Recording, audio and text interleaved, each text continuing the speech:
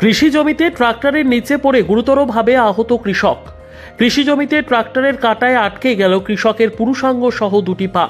রক্তাক্ত অবস্থায় বিশালগড় মহকুমা হাসপাতালে নিয়ে আসার পর দ্রুত আগরতলা জিবিপি হাসপাতালে রেফার করে দেওয়া হয় কৃষক নজরুল ইসলামকে। ঘটনা সোমবার বিকেলে পুঁটিয়া এলাকায়। অ্যাম্বুলেন্সে তোলার মতো পরিস্থিতি নেই। অবশেষে বোলেরো ট্রাকে রক্তাক্ত অবস্থায় কৃষক নজরুল ইসলামকে ট্রাক্টরের কাঁটা সমেত নিয়ে যাওয়া হলো জিবিপি হাসপাতালে। জানা যায়, অন্যান্য দিনের মতো নিজের জমিতে ট্রাক্টর নিয়ে কাজ করতে যায় কৃষক নজরুল ইসলাম। কৃষিকাজ করা অবস্থায় ট্রাক্টরের কিছুটা যান্ত্রিক গোলযোগ দেখা দেয়। হঠাৎ করে ট্রাক্টরের কাঁটাগুলো কৃষক নজরুল ইসলামের পায়ে আটকে যায়।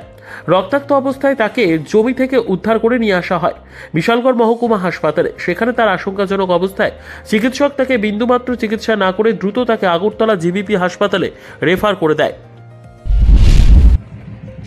হ্যাঁ, হাল চাষ করতে গেছিল ক্ষেতের মধ্যে। তো হাল চাষ করতে যাইয়া মানে ট্রাক্টরের কাটা ফাইয়ে দিয়ে ঢুকে গেছে তিনটা কাটা। নাম কি? এর নাম নজরুল ইসলাম। বাড়ি কোনখানে? পুটিয়া। এখন বিশালগড় আওয়ার পরে কি কইছে ডাক্তাররা? বিশালগড় আসার পরে জিবি রেফার করে দিয়েছি। এটা কি ট্রাক্টরের পুরো চাকা পায়ে? হ্যাঁ, এখনো আছে। হ্যাঁ, মানে যে কাটা দিয়ে আছে না, এটা এখনো পায়ে আছে। এখনো লাগানো আছে। হ্যাঁ, নাম কি? হ্যাঁ, নাম নজরুল ইসলাম। আপনার কি হয়? হ্যাঁ, আমার ভাইও। না। নিজস্ব প্রতিনিধির রিপোর্ট, দুরন্ত টিভি।